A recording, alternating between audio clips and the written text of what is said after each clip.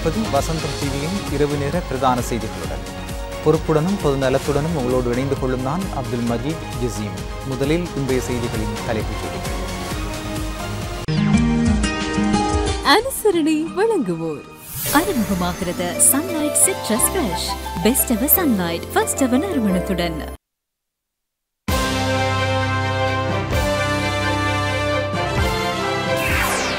உள்ளூராட்சி மன்ற தேர்தலுக்கான பிரச்சாரங்கள் வெள்ளியத்தவிலிருந்து ஆரம்பித்தது தேசிய மக்கள் சக்தி.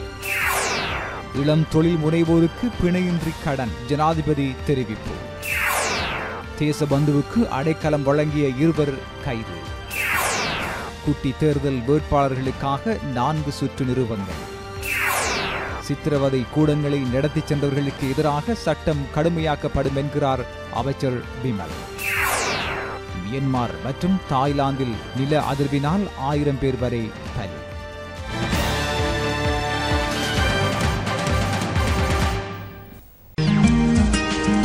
அனுசரணை வழங்குவோர் அறிமுகமாகிறது Sunlight citrus fresh. Best ever Sunlight, first ever நறுமணத்துடன். இனி தொடர்ந்தும் விரிவான செய்திகள். இளம் தொழில் முனைவோர் வர்த்தக நடவடிக்கைகளை ஆரம்பிப்பதற்கு பிணையின்றி கடன் தொகையை பெற்றுக்கொள்ள உரிய முறையொன்றை அறிமுகப்படுத்த உள்ளதாக ஜனாதிபதி அனுரகுமார திசாநாயக்க தெரிவித்துள்ளார். பெரும்போகத்தில் மாத்திரமன்றி சிறுபோகத்திலும் வயற்காணிகளில் வேறு பயிற்சிகளில் ஈடுபடுவோருக்கு உர நிவாரணம் வழங்கப்பட உள்ளதாகவும் ஜனாதிபதி குறிப்பிட்டார். உள்ளூராட்சி மன்ற தேர்தலில் தேசிய மக்கள் சக்தி வேட்பாளர்களின் வெற்றியை உறுதிப்படுத்தும் மக்கள் பேரணியின் ஆரம்ப கூட்டம் ஜனாதிபதி அனுரகுமார திசாநாயக்க தலைமையில் இடம்பெற்றது. பெலியாத்த பிரதேசத்தில் இடம்பெற்ற குறித்த கூட்டம் வெற்றி உறுதி கிராமம் எமக்கே எனும் தொனிப்பொருளில் இடம்பெற்றது.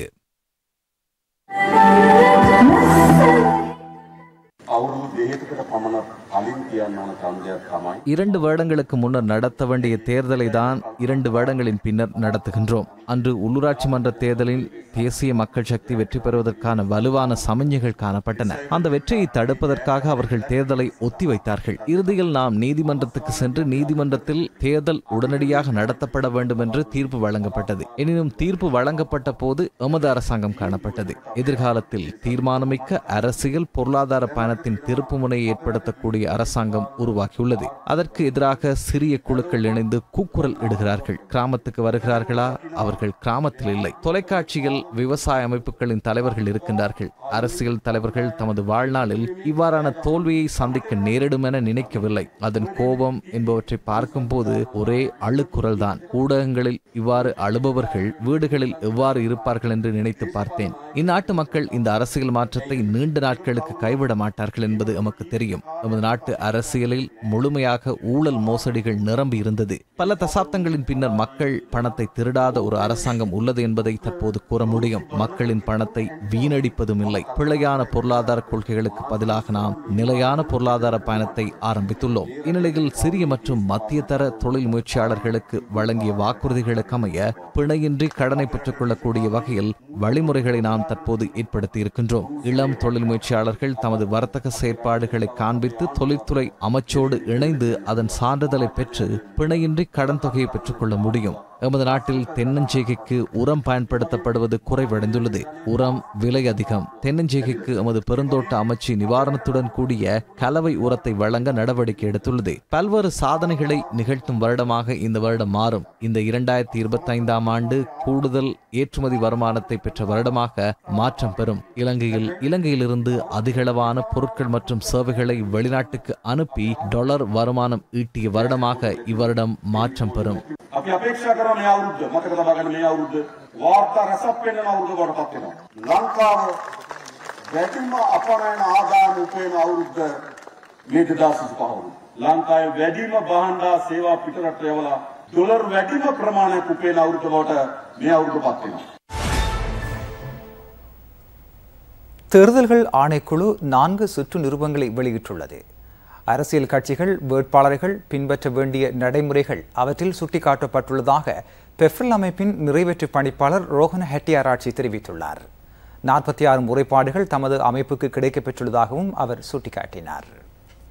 உள்ளூராட்சி மன்ற தேர்தல் வாக்கெடுப்பு மே மாதம் 6ஆம் தேதி நடைபெறவுள்ளது. உள்ளூராட்சி மன்ற தேர்தலுக்கான தபால் மூல வாக்கெடுப்புக்கான தினங்களாக ஏப்ரல் 22, 23, 24 மற்றும் 28, 29ஆம் தேதிகள் அறிவிக்கப்பட்டுள்ளன. தேர்தலுக்கான வாக்காளர் அட்டைகள் ஏப்ரல் 7ஆம் தேதி ஒவ்வொரு மாவட்ட செயலகங்களிலும் விநியோகிக்கப்படும் என தேர்தல்கள் ஆணைக்குழு தெரிவித்துள்ளது. இந்நிலையில் உள்ளூராட்சி மன்ற தேர்தல் தொடர்பில் போலீஸ் நிலையங்களில் பதிவாகியுள்ள முறைப்பாடுகள் தொடர்பில் போலீஸ் திணைக்களத்தின் ஊடக பிரிவு அறிவித்துள்ளது.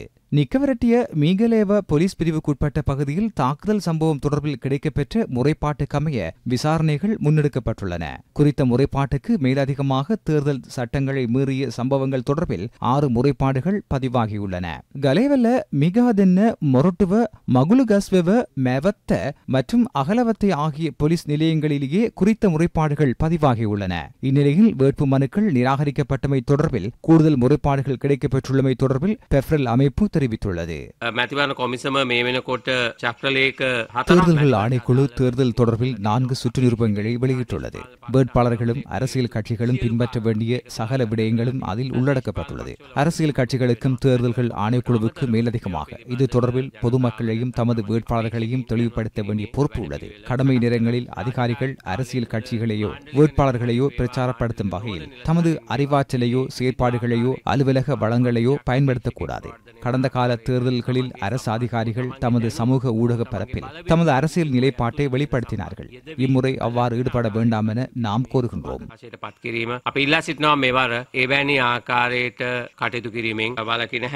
உள்ளூராட்சி மன்ற தேர்தல் வேட்பாளர்களுக்கு ஒரு வாக்காளருக்காக செலவிடக்கூடிய தொகை தொடர்பில் அண்மையில் வர்த்தமானி அறிவித்தல் வெளியிடப்பட்டது. அது தொடர்பில் தேர்தல்கள் ஆணையாளர் நாயகம் சமன் ஸ்ரீ ரத்நாயக்க தெளிவுபடுத்தினார். 24 கீழ் 72ஆம் இலக்க 2025ஆம் ஆண்டு 3ஆம் மாதம் 23ஆம் தேதி வெளியிடப்பட்ட வர்த்தமானி அறிவித்தலுக்கு அமைய உள்ளூராட்சி மன்றங்களுக்காக போட்டியிடும் வேட்பாளர்கள் ஒரு வாக்காளருக்காக செலவிடக்கூடிய தொகை எவ்வளவு என்பது தொடர்பில் ஒவ்வொரு உள்ளூராட்சி மன்றங்களுக்கும் வெவ்வேறாக அறிவிக்கப்பட்டுள்ளது. மன்னார் பிரதேச சபைக்கு குறைந்த தொகை செலவு குறிப்பிடப்பட்டுள்ளது. லாஹுகல பிரதேச சபைக்காக கூடுதல் தொகையான 160 ரூபாய் அறிவிக்கப்பட்டுள்ளது. மக்கள் தொகை அடர்த்தி, வாக்காளர்களின் எண்ணிக்கை, நிலப்பரப்பு அளவு என்பவற்றை கருத்தில் கொண்டே அது நிர்ணயமாகியுள்ளது. ஒதுக்கப்பட்ட தொகையில் 50% தொகுதிக்கான வேட்பாளரும் 30% அரசியல் கட்சியும் மேலதிகமாக பட்டியல் உள்ளவர்கள் எஞ்சிய 70% செலவிட முடியும்.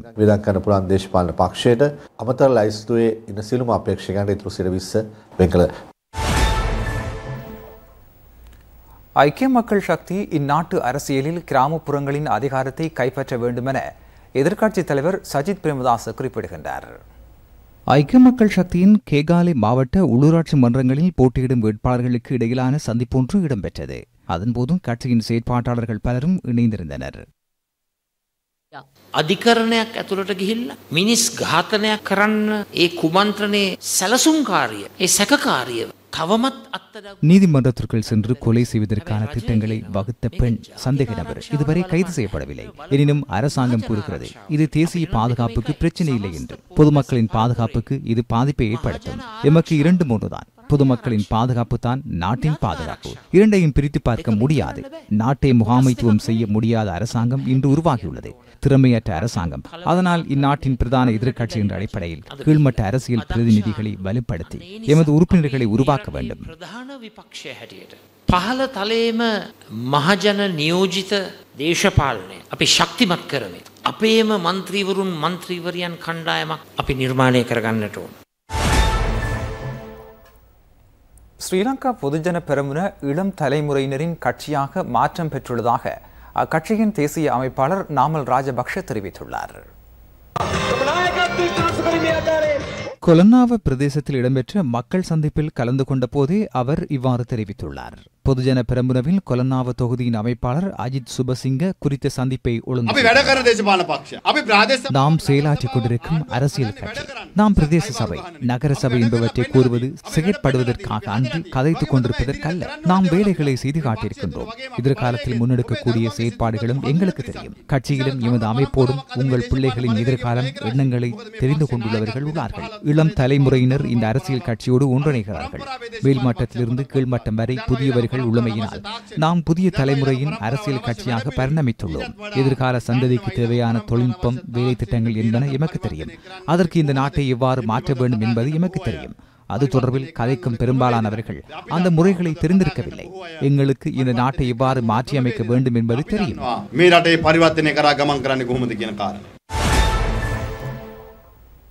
விளக்கமறியலில் வைக்கப்பட்டுள்ள பணித்தடை விதிக்கப்பட்டுள்ள போலீஸ் மா அதிபர் தேசபந்து தென்னக்கோன் மறைந்திருப்பதற்கு ஒத்துழைப்பு வழங்கியவர்கள் என்ற சந்தேகத்தின் அடிப்படையில் 2 பேர் கைது செய்யப்பட்டுள்ளனர். கடந்த பிப்ரவரி 27ஆம் தேதியிலிருந்து மார்ச் 19ஆம் தேதி வரை தேசபந்து தென்னக்கோன் மறைந்திருப்பதற்கு ஒத்துழைப்பை சந்தேக நபர்கள் வழங்கியுள்ளனர். இவ்வாறு கைது செய்யப்பட்டுள்ளவர்கள் விசேட பாதுகாப்பு பிரிவைச் சேர்ந்த கான்ஸ்டபிள் மற்றும் தலவத்துக்கூட பிரதேசத்தைச் சேர்ந்த மற்றொரு நபரும் என சுட்டிக்காட்டப்பட்டுள்ளது. தேசபந்து தென்னக்கோன் 19 நாட்கள் மறைந்திருந்த நிலையில் பின்னர் சட்டத்தரணி ஊடாக கடந்த 19ஆம் தேதி மாத்தறை நீதவான் நீதிமன்றத்தில் ஆஜரானார். எதிர்வரும் 3ஆம் தேதி வரை விளக்கமறியலில் வைக்கப்பட்டு கண்டி தும்பர சிறைச்சாலை அவர் உள்ளார். 2023ஆம் ஆண்டு மாத்தறை வலிகம பிரதேசத்தில் இடம்பெற்ற துப்பாக்கி பிரயோகத்தில் கொழும்பு குற்ற விசாரணை பிரிவின் போலீஸ் சார்ஜன் ஒருவர் உயிரிழந்த சம்பவம் தொடர்பில் அப்போது பதில் போலீஸ் மா அதிபராக இருந்த தேசபந்து தென்னக்கோன் உள்ளிட்ட 8 போலீஸ் அதிகாரிகளை கைது செய்யுமாறு மாத்தறை நீதவான் கடந்த பிப்ரவரி 27ஆம் தேதி உத்தரவு பிறப்பித்திருந்தார். நாட்டில் தனிப்பட்ட ரீதியில் சித்திரவதை கூடங்கள் நடத்தி சென்று கொலை செய்த சித்திரவதைகளை மேற்கொண்ட நபர்கள் தொடர்பில் சட்ட நடவடிக்கை மேற்கொள்ளப்பட வேண்டும் என அமைச்சர் விமல் ரத்நாயக்க தெரிவித்துள்ளார். 1987, 1990ஆம் ஆண்டு காலப்பகுதியில் அதிகாரத்தில் இருந்த அரசாங்கங்கள் நடத்தி சென்ற சித்திரவதை கூடங்கள் பெரும் எண்ணிக்கையிலானவை நாட்டில் இருந்தன. பட்டலந்த என்பது அவற்றில் ஒன்றுதான். வடமாகாணம், கிழக்கு மாகாணம் உள்ளிட்ட ஏனைய பகுதிகளில் யுத்த கால பகுதியில் பாதுகாப்பு பிரிவினரை போன்று ஆயுத குழுக்களினாலும் நடத்தி செல்லப்பட்ட சித்திரவதை கூடம், சிறைக்கூடங்கள் காணப்பட்டன. அவை தொடர்பில் தென்னாப்பிரிக்காவில் முன்னெடுக்கப்பட்டதை போன்று நியாயமான விசாரணை முன்னெடுக்கப்பட வேண்டும். குற்றச்செயல்களை, திட்டமிட்ட கொலைகளை மேற்கொண்ட சித்திரவதை கூடங்களை நடத்தி சென்ற தெரிந்து கொண்டே உதவி வழங்கிய நபர்களுக்கு எதிராக சட்ட ரீதியாக நடவடிக்கைகளை நாம் மேற்கொள்வோம். சாதாரண பொதுமக்கள் மத்தியில் ஏற்பட்ட குறைகளுக்காக பொது மன்னிப்பு மற்றும் அவை தொடர்பான வாக்குமூலம் அளித்து மனதில் காணப்படும் துன்பம், குரோதம் என்பவற்றை வெளிப்படுத்த வாய்ப்பு அளிக்கப்படும். நல்லிணக்கம் என்பது அதுதான். 10ஆம் தேதி பட்டலந்த தொடர்பில் முதலாவது விவாதம் இடம்பெறும். மே மாதத்தில் அடுத்த விவாதத்தை நடத்த எதிர்பார்த்திருக்கிறோம். சில மாதங்களின் பின்னர் 87, 90களில் தொடர்பிலும் வடக்கு யுத்தம் தொடர்பிலும் நல்லிணக்க திட்டம் ஒன்றை தயாரித்து அதன் ஒரு பகுதியாக உண்மையான குற்றவாளிகள் தொடர்பில் தீர்மானங்கள் மேற்கொள்ளப்படும்.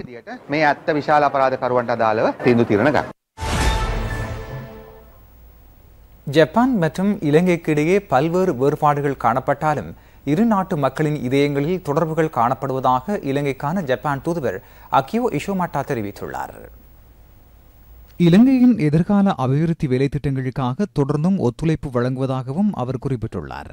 கொழும்பிலுள்ள ஜப்பான் தூதரகத்தில் இடம்பெற்ற ஜப்பான் கலாசார நிகழ்வில் கலந்து கொண்ட போதே அவர் இவ்வாறு தெரிவித்துள்ளார். பிரதியமைச்சர் பேராசிரியர் அனில் ஜெயந்த பெர்னாண்டோ தலைமையில் ஜப்பான் கலாசார நிகழ்வு இடம்பெற்றது. இரு நாட்டு நடனங்கள், பாடல்கள் உள்ளிட்ட கலாசார நிகழ்வுகளினால் குறித்த நிகழ்வு வர்ணமயமானது. முன்னாள் ஜனாதிபதிகளான சந்திரிகா பண்டாரநாயக்க குமாரதுங்க, ரணில் விக்ரமசிங்க, முன்னாள் பிரதமர் தினேஷ் குணவர்தன, முன்னாள் சபாநாயகர் கரு ஜெயசூரிய ஆகியோரும் நிகழ்வில் இணைந்திருந்தனர். அத்தோடு அமைச்சர்கள், பாராளுமன்ற உறுப்பினர்கள் என பலரும் நிகழ்வில் கலந்து கொண்டனர்.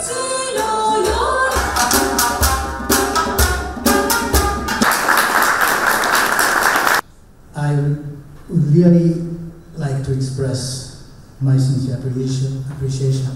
இலங்கை ஜப்பான் இடையேயான அந்நியோன்யத்தை உறுதிப்படுத்துவதற்காக நட்புறவுடன் இணைந்து கொண்ட சகலருக்கும் நான் எனது நன்றியை தெரிவிக்கின்றேன். இரு நாட்டு கலாசாரங்களை பரிமாறிக்கொள்ள கிடைத்தமை மிகவும் முக்கியமானது. இவை அனைத்தும் எமது இனங்களுக்கு இடையில் பெருமையை ஏற்படுத்தும். எமக்கிடையில் வேறுபாடுகள் காணப்படலாம், ஆனாலும் விடயங்களை ஒன்றிணைக்கும் தொடர்பு இரு இலங்கை ஜப்பான் மக்களிடையே காணப்படுகிறது.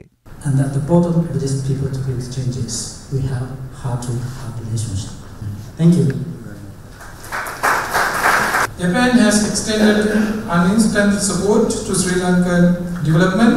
ஜப்பான் எப்போதும் இலங்கையின் அபிவிருத்தி நடவடிக்கைகளுக்கு ஒத்துழைப்பு வழங்கும் நாடு.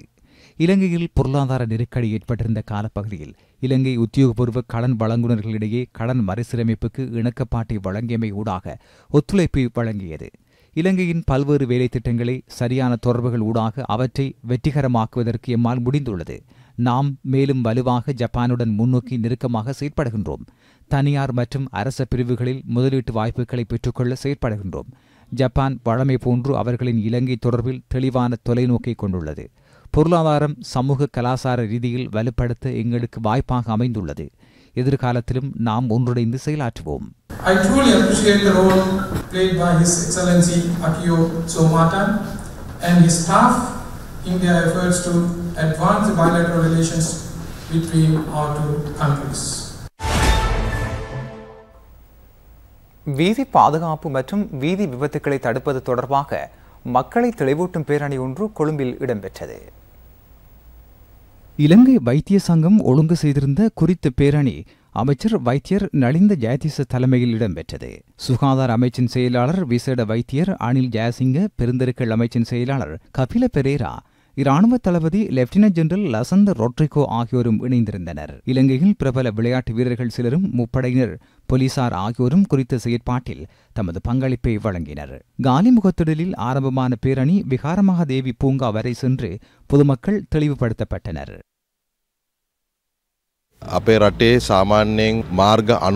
எமது நாட்டில் சாதாரணமாக பெருமளவில் வீதி விபத்துக்கள் இடம்பெறுகின்றன. அதேபோன்று மரணங்களும் பெருமளவில் பதிவாகின்றன. விபத்துக்களினால் சுகாதாரத்துறைக்கு பெருமளவு செலவு ஏற்படுகிறது. இவை தடுக்கக்கூடிய விபத்துக்கள் மற்றும் மரணங்கள். அவற்றை தடுத்தால் சுகாதாரத்துறையை மிகவும் வினைத்திறனாக முன்னெடுப்பதற்கான நிதியை செலவிட முடியும். நாட்டுக்கும் பொருளாதார ரீதியில் நன்மை ஏற்படும். வீதி ஒழுங்குகள் உருவாக்கப்படல் என்பது நாட்டின் எவருக்கும் சிறந்தது. அதனை கருத்தில் கொண்டே இலங்கை வைத்தியர் சங்கம் சகல தரப்பினரையும் ஒன்றிணைந்து இந்த வேலை திட்டத்தை முன்னெடுத்துள்ளது. ஜனாதிபதியின் பங்களிப்பு இதில் காணப்படுகிறது. சகல அமைச்சுக்களையும் இணைத்துக் கொண்டு இதனை முன்னெடுக்க வேண்டும் என குறிப்பிடுகின்றார்.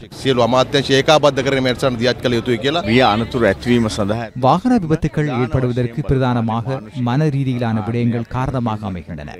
நாம் சாரதிகளாகவும் பாதசாரிகளாகவும் சிந்தித்து செயற்பட்டால் இந்த விபத்துக்களை குறைத்துக் கொள்ள முடியும். இது எமது செயற்பாட்டோடு தொடர்பட்ட விடயம். வாகனங்களின் நிலையும் இதில் தாக்கம் செலுத்தும்.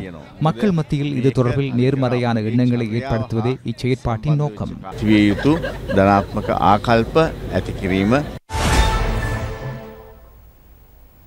வர்த்தக விளம்பரங்களை தொடர்ந்து மேலும் சில உள்நாட்டு செய்திகளை எதிர்பாருங்கள்.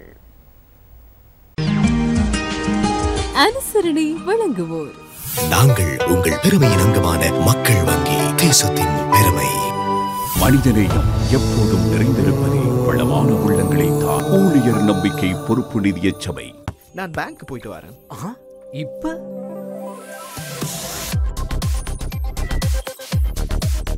ஃபுல் ஃப்ரீடமுடன் சிங் என்று பேங்கிங் செய்ய உங்க லைஃபுக்கு செட் ஆகிற next gen in digital banking partner People's Bank. அழகிலே என் அழகே, அழகின் அழகே சாயா, அழகின் அழகே சாயா. முடிஞ்ச வரைக்கும் சீக்கிரமா நாம ஹார்ட் சர்ஜரி போக வரும். காசு நான் கொஞ்சம் தேடிக்கிட்டேன், மிச்சத்தை தேடுறதுதான் கொஞ்சம் கஷ்டம். நாங்க ஏதாவது செய்ய பாப்பமே. எங்களுக்கு ETF-ல உதவி எடுக்கலாமே. நாங்களும் முடிஞ்ச அளவு சப்போர்ட் ஒன்று தரோம்.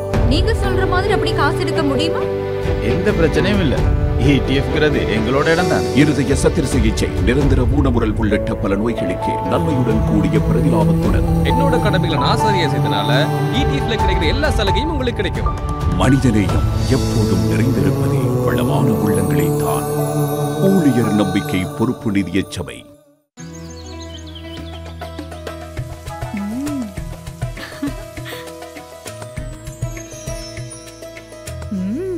Real chicken taste. நீங்களும் பச்சை பக்கெட்டா போடுறீங்க? ஓ, இது நோர் சீசனிங் கியூப். வேண்டிய கறிக்கு போடலாம். நோ, சுவையின் சின்ன ரகசியம். அம்மாவுக்கும் குழந்தைக்கும் மட்டுமே புரியும் அன்பான உரையாடல் இது. செல்லத்துக்கு தெரியும் அம்மா நல்லதே செய்வார் என்று. செல்லத்தின் சிரம விஷயத்துல நான் ரிஸ்க் எடுக்கவே மாட்டேன். சர்வதேச குழந்தை நல நிபுணர்களால் மருத்துவ ரீதியாக உறுதி செய்யப்பட்ட பேஸ் குழந்தையின் சருமத்தை பாதுகாத்து ஈரழிப்பாகவும் மென்மையாகவும் வைத்திடும்.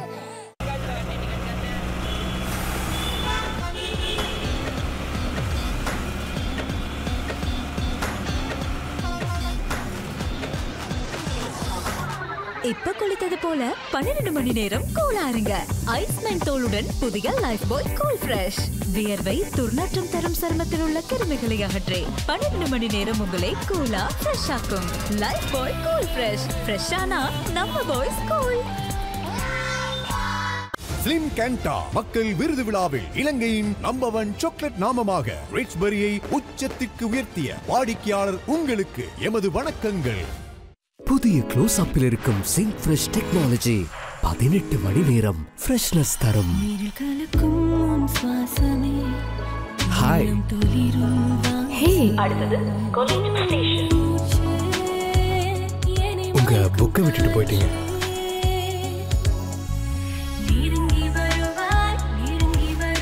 உங்க டிக்கெட்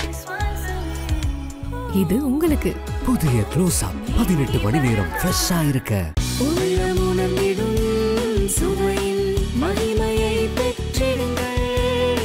மோதாஜில் உள்ளம் உணர்ந்திடும் உன்னத சுவை.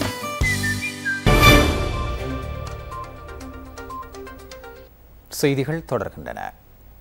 நாட்டுக்கு சுற்றுலா பயணிகள் குறைந்த அளவில் வருகை தரும் காலப்பகுதியிலும் கூடுதலான சுற்றுலா பயணிகளை வரவழைக்கும் வேலை திட்டங்கள் முன்னெடுக்கப்பட்டுள்ளன. இவ்வருடத்தில் 3 மில்லியன் சுற்றுலா பயணிகளை வரவழைப்பதே அரசாங்கத்தின் எதிர்பார்ப்பாகும். இலங்கை சுற்றுலா வர்த்தகத்தில் குறைந்த அளவிலான சுற்றுலா பயணிகள் வருகை தரும் காலப்பகுதியிலும் சுற்றுலா பயணிகளை கூடுதலாக ஈர்ப்பதற்காக இலங்கை சுற்றுலா அபிவிருத்தி பணியகம் ஊக்குவிப்பு வேலை திட்டங்களை முன்னெடுத்துள்ளது. பிரதியமைச்சர் ருவான் ரணசிங்க தலைமையில் நிகழ்வு ஒன்று ஒழுங்கு செய்யப்பட்டிருந்தது. மார்ச் மாதத்திலிருந்து நவம்பர் மாதம் வரை சுற்றுலா பயணிகள் குறைந்த அளவிலேயே வருகை தருகின்றமையினால் குறித்த காலப்பகுதியிலும் கூடுதலான சுற்றுலா பயணிகளை நாட்டுக்கு வரவழைப்பது தொடர்பில் வேலை திட்டங்கள் முன்னெடுக்கப்பட்டுள்ளன. இலங்கையின் கலாசார பாரம்பரியங்களை பிரதிபலிக்கும் நடன நிகழ்வுகளுடன் ஒழுங்கு செய்யப்பட்டிருந்த நிகழ்வில் வெளிநாட்டு சுற்றுலா பயணிகளும் பங்கேற்றனர். இலங்கை சிறந்த சுற்றுலா தளமெனவும் குறைந்த செலவில் தங்குமிட வசதிகள் மாத்திரமன்றி 5 நட்சத்திர ஹோட்டல்களும் நாட்டில் காணப்படுகின்றன. தாம் செலவிடும் பணத்திற்கு சிறந்த சேவையை பெற்றுக்கொள்ள முடியும் என சுற்றுலா பயணிகள் குறிப்பிடுகின்றனர். இந்நிலையில் பிரதியமைச்சர் கருத்து வெளியிடுகையில் இவ்வாறு குறிப்பிட்டார். உலகின் சுற்றுலா தளங்களை எடுத்துக்கொண்டால் இலங்கை மிகவும் உயர்ந்த மட்டத்தில் உள்ளது. தரப்படுத்தல்கள், இணையதளங்கள், சஞ்சிகைகள் எமது நாட்டை பெயரிட்டுள்ளன. பாதுகாப்பு தொடர்பில் எவ்வித பிரச்சனையும் இல்லை. சுற்றுலா பயணிகளுக்கு சிறந்த காலப்பகுதி இது. கிழக்கு கரையோர பகுதிகளில் சுற்றுலா பயணிகளுக்கான வாய்ப்பு ஏப்ரல் மாதத்தில் ஆரம்பமாகும். சுற்றுலா பயணிகளுக்கான பாதுகாப்பை உறுதிப்படுத்த நாம் நடவடிக்கை எடுத்துள்ளோம். உள்நாட்டு சுற்றுலா பயணிகள் பாடசாலை விடுமுறையுடன் நாடு முழுவதும் பயணிக்கின்றனர். நாம் உரிய நடவடிக்கைகளை மேற்கொண்டிருக்கின்றோம்.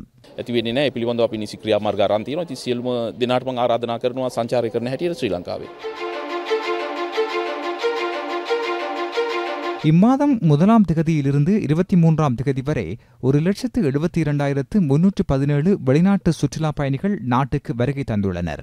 அவர்களில் இந்தியாவிலிருந்து 29,352 பேரும், ரஷ்யாவிலிருந்து 22,982 பேரும் வருகை தந்துள்ளனர். ஜனவரி 1ஆம் திகதியிலிருந்து இதுவரை 6,65,295 பேர் வருகை தந்துள்ளனர். வெளிநாட்டு தொழில்துறை தொடர்பில் அனுமதி பெற்ற தொழில் முகவரங்கள் தொடர்பான பிரச்சினையை தீர்ப்பதற்கான பேச்சுவார்த்தை வெளிவிவகார மற்றும் வெளிநாட்டு தொழில்துறை பிரதியமைச்சர் அருண் ஹேமச்சந்திரா தலைமையில் இடம்பெற்றது. பல்வேறு விடயங்கள் தொடர்பில் அதன்போது கவனம் செலுத்தப்பட்டுள்ளது. පසුගිය කාලේ යම්කිසි ආකාරයෙන් නීති විරෝධීව අවිධිමත් පිරිසක් ගියා. තාමත් තැන් තැන්වලදී යන යම්කිසි පැමිණිලිත් අපිට එනවා. ඒසේවා නියුක්ත කාර්යාංශයේ විදියට යම්කිසි මැදිහත් වීම අපි කරලා තියෙනවා. විශේෂයෙන් සැකපිට යම්කිසි கடந்த காலங்களில் சட்டவிரோதமாக முறையற்ற வகையில் பலர் வெளிநாடுகளுக்கு சென்றனர். தற்போதும் அவ்வாறான முறையற்ற வெளிநாட்டு பயணங்கள் தொடர்பான முறைப்பாடுகள் உள்ளன. வெளிநாட்டு வேலைவாய்ப்பு பணியகம் என்ற அடிப்படையில் பல்வேறு தலையீடுகள் மேற்கொள்ளப்பட்டுள்ளன. முறையற்ற வகையில் வெளிநாட்டு தொழில் வாய்ப்புகளுக்கு செல்பவர்களாக இருந்தால் அது தொடர்பில் அவர்களை தடுப்பதற்கான வாய்ப்பு உள்ளது. 100% அதனை நிறுத்த முடியாது. இதனை உரிய வகையில் முகாமைத்துவப்படுத்துவதோடு முறையற்ற வகையில் செல்ல வேண்டாம் என நாம் வலியுறுத்துகின்றோம். வெளிநாட்டு வேலைவாய்ப்பு பணியகத்தில் பதிவு செய்திருந்தால் பிரச்சனைகளுக்கு முகம் கொடுக்கும் போது அது தொடர்பில் தலையிடுவதற்கான உயர்ந்தபட்ச சந்தர்ப்பம் உள்ளது.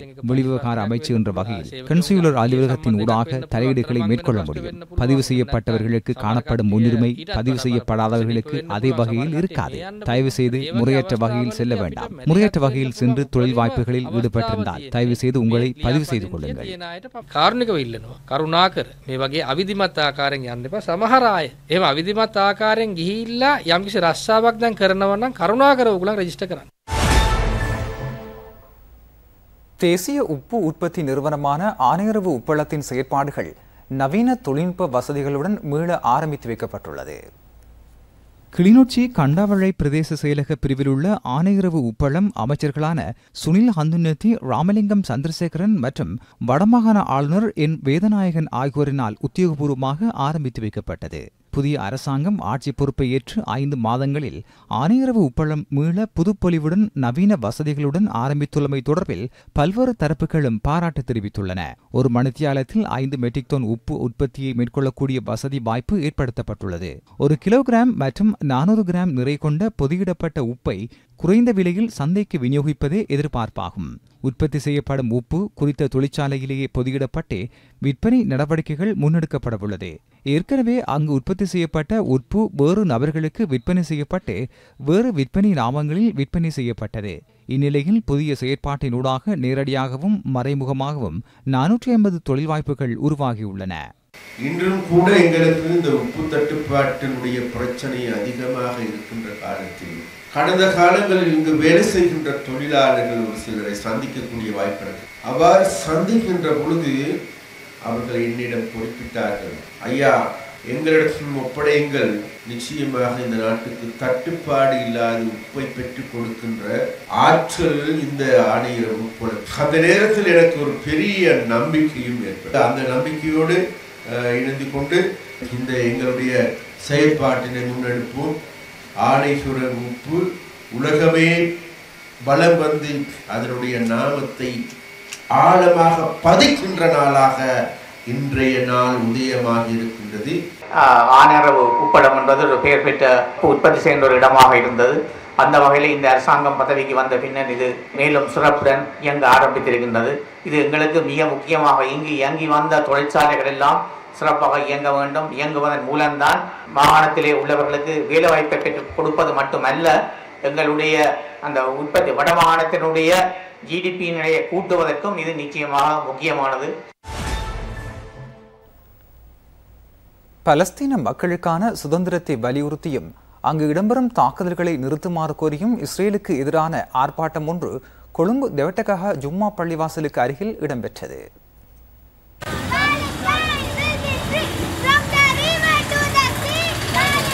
பிரதி சபாநாயகர் வைத்தியர் ரிஸ்வி சாதி உள்ளிட்டோரும் அதன்போது இணைந்திருந்தனர். பலஸ்தீனத்தில் சிறுவர்கள், பெண்கள் என பலரும் கொலை செய்யப்படும் நிலையில் இலங்கை உட்பட உலக நாடுகள் இணைந்து ஐக்கிய நாடுகள் சபையின் ஊடாக அமெரிக்கா மற்றும் இஸ்ரேலுக்கு அழுத்தம் கொடுக்க வேண்டும் என சுட்டிக்காட்டப்பட்டது. பலஸ்தீன சுதந்திர இயக்கத்தினால் ஏற்பாடு செய்யப்பட்டிருந்த குறித்த அமைதி ஆர்ப்பாட்டத்தில் அருட்சகோதரர் பெரேராவும் பங்கேற்றிருந்தார். நாங்கள் இன்றைக்கு வந்திருக்கிறோம், எங்களுக்கு தெரியும் பலஸ்தீனத்தில் தொடர்ந்து அப்பாவி மக்கள் அதே மாதிரி தான் சிறுவர்கள் இறந்து கொண்டு இருக்கிறாங்க. இது நோம்பு மாதம் கொண்டு அதே மாதிரி நாங்கள் செல்கிறோம் அமெரிக்கா, இதே மாதிரி உலக நாடுகளுக்கு செல்கிறோம். இதை பற்றி கொஞ்சம் பாருங்கள், ஏனென்று எங்களுக்கு தெரியும் மக்கள் அழிஞ்சு கொண்டு இருக்கிறாங்க தினம். எல்லா உலக நாடுகளுக்கும் செல்கிறோம். இந்த அநியாயத்தை ஒதுக்கி அந்த மக்களுக்கு நல்ல ஒரு எதிர்காலம், நல்ல ஒரு வாழ்க்கை, அவங்கள ஒரு நாடு உருவாக்கி கொடுக்கணும் என்று நான் கேட்டுக்கொள்கிறோம். பிராந்திய செய்திகளின் தொகுப்பு அடுத்து. அம்பாறை மாவட்ட ஆழ்கடல் மீன்பிடி படகு உரிமையாளர்களின் கூட்டுறவு சங்கத்தின் தலைமை காரியாலயம் திறந்து வைக்கப்பட்டுள்ளது. பார்லமெண்ட் உறுப்பினர் ஏ ஆதம்பாவாவினால் குறித்த தலைமை அலுவலகம் திறந்து வைக்கப்பட்டுள்ளது. கடற்றொழில் பிரதி பணிப்பாளர் ஆர் ரஞ்சன், கல்முனை கூட்டுறவு பிராந்திய உதவி ஆணையாளர் மற்றும் கடற்றொழில் காரியாலய அலுவலக அதிகாரிகள், படகு உரிமையாளர்கள் உள்ளிட்டோர் நிகழ்வில் கலந்து கொண்டனர். அதனைத் தொடர்ந்து இடம்பெற்ற இஃப்தார் நிகழ்விலும் பார்லமெண்ட் உறுப்பினர் ஏ ஆதம்பாவா உள்ளிட்டோர் பங்கேற்றனர். நாவிதன்வெளி பிரதேச செயலகத்தினால் ஏற்பாடு செய்யப்பட்ட நல்லிணக்க இஃப்தார் நிகழ்வு பிரதேச செயலாளர் ராகுலநாயகி சஜேந்திரன் தலைமையில் நடைபெற்றது. அம்பாறை மாவட்ட அரசாங்க அதிபர் சிந்தக அபே விக்ரம பிரதம அதிதியாக நிகழ்வில் கலந்து கொண்டார். மார்க்க சொற்பொழிவை அஷே ALM ரிஃப்கான் நழுமி நிகழ்த்தினார். இறக்காமம் போலீஸ் நிலையத்தின் ஏற்பாட்டில் இனங்களுக்கு இடையிலான நல்லிணக்கத்தை ஏற்படுத்தும் விசேட இஃப்தார் நிகழ்வு இறக்காமம் பிரதேச செயலக கலாசார மண்டபத்தில் நடைபெற்றது. இறக்காமம், வரிபத்தாஞ்சேனை, பெரிய ஜும்மா பள்ளிவாசல்களின் தலைவர்கள், இறக்காமம் போலீஸ் நிலைய பொறுப்பதிகாரி, அரச நிறுவனங்களின் அதிகாரிகள், பொதுமக்கள் என பெரும் எண்ணிக்கையிலானோர் நிகழ்வில் பங்கேற்றனர். மருதானை அல் ஹிதாயா கல்லூரியின் பழைய மாணவர்கள் 41வது வருடமாக ஒழுங்கு செய்த இஃப்தார் நிகழ்வு கல்லூரி மைதானத்தில் இடம்பெற்றது. 1000க்கும் அதிகமான கொழும்பு வாழ் தமிழ் முஸ்லிம் பழைய மாணவர்கள் இஃப்தார் நிகழ்வில் பங்கேற்றனர். பழைய மாணவர் சங்கத்தின் தலைவர் அம்தாஜ் தலைமையில் நிகழ்வு இடம்பெற்றது. அம்பாறை மாவட்ட சமாதான நீதவான்கள் சங்கமும் மாவட்ட சாரணியர் சங்கமும் இணைந்து நடாத்திய இன ஐக்கிய இஃப்தார் நிகழ்வு அக்கரைப்பற்றில் இடம்பெற்றது. சமாதான நீதவான்கள் சங்கத்தின் தலைவர் யூலம் ஹாசிம் தலைமையில் இடம்பெற்ற நிகழ்வில் நோன்பின் மகத்துவம் பற்றிய சொற்பொழிவு இடம்பெற்றதோடு பெரும் எண்ணிக்கையிலானோர் நிகழ்வில் கலந்து கொண்டனர். இஃப்தார் நிகழ்வுகளுக்கான ஏற்பாடுகளை ஸ்ரீலங்கா முஸ்லிம் மீடியா போரத்தின் பிரதி தலைவரும் சமாதான நீதவான்கள் அமைப்பின் செயலாளருமான MF ரிஃபாஸ் மேற்கொண்டிருந்தார். மட்டக்களப்பு பிராந்திய மின் பொறியியலாளர்கள் ஏற்பாட்டின் இன நல்லுறவுக்கான இஃப்தார் நிகழ்வொன்று ஒழுங்கு செய்யப்பட்டிருந்தது. சகோதரத்துவம், ஐக்கியம், இன நல்லுறவு என்பவற்றை ஏற்படுத்தும் வகையில் நிகழ்வு ஒழுங்கு செய்யப்பட்டிருந்த நிலையில் மூவினத்தைச் சார்ந்த பிரதிநிதிகள் நிகழ்வில் பங்கேற்றனர். புனித ரமலானை முன்னிட்டு புரவலர் ஹாசிம் உமர் ஃபவுண்டேஷனினால் ஊடக அமைப்புகளுக்கு நிதியுதவி வழங்கும் திட்டத்தின் கீழ் அம்பாறை மாவட்ட ஊடகவியலாளர் ஒன்றியத்திற்கு நிதியுதவி வழங்கப்பட்டது. அதனை 21 ஊடகவியலாளர்களுக்கு நிதியுதவிகள் வழங்கி வைக்கப்பட்டன. ஃபோரத்தின் தவிசாளர் MA ஃபஹுர்தீனின் வழிகாட்டலில் ஃபோரத்தின் தலைவர் MSM ஹனீஃபா தலைமையில் சாய்ந்தமருது JMH கேட்போர் கூடத்தில் நேற்று இடம்பெற்றது. யுனிலிவர் லங்கா நிறுவனத்துடன் தொழில் மற்றும் தொழில் முயற்சியாளர் அபிவிருத்தி அமைச்சின் தொழில்துறை அபிவிருத்தி சபை 2ஆம் கட்டமாக நிதி வசதிகளை 10 நுண் தொழில் முயற்சியாளர்களுக்கு வழங்கியுள்ளது. கடந்த வருடத்தில் யுனிலிவர் நிறுவனம் மற்றும் தொழில்துறை அபிவிருத்தி சபைக்கு இடையில் கைச்சாத்திடப்பட்ட 3 வருட புரிந்துணர்வு ஒப்பந்தத்தின் அடிப்படையிலேயே குறித்த நிதியுதவி வழங்கப்பட்டுள்ளது. வேலை திட்டத்தின் கீழ் 2025ஆம் ஆண்டின் முடிவில் 60 தொழில் முயற்சியாளர்களுக்கு இவ்வாறு உதவி வழங்க எதிர்பார்க்கப்படுகிறது. பேட்டிக், கைத்தறி ஆடைகள், இனிப்பு பண்டங்கள் உள்ளிட்ட தொழில்துறைகளில் ஈடுபடுபவர்களுக்கு குறித்த வேலை திட்டத்தின் ஊடாக உதவி வழங்கப்படுகிறது. பிரதம அதிதியாக தொழில் மற்றும் தொழில் முயற்சியாண்மை அபிவிருத்தி அமைச்சின் செயலாளர் திலகா ஜெயசுந்தர கலந்து கொண்டார்.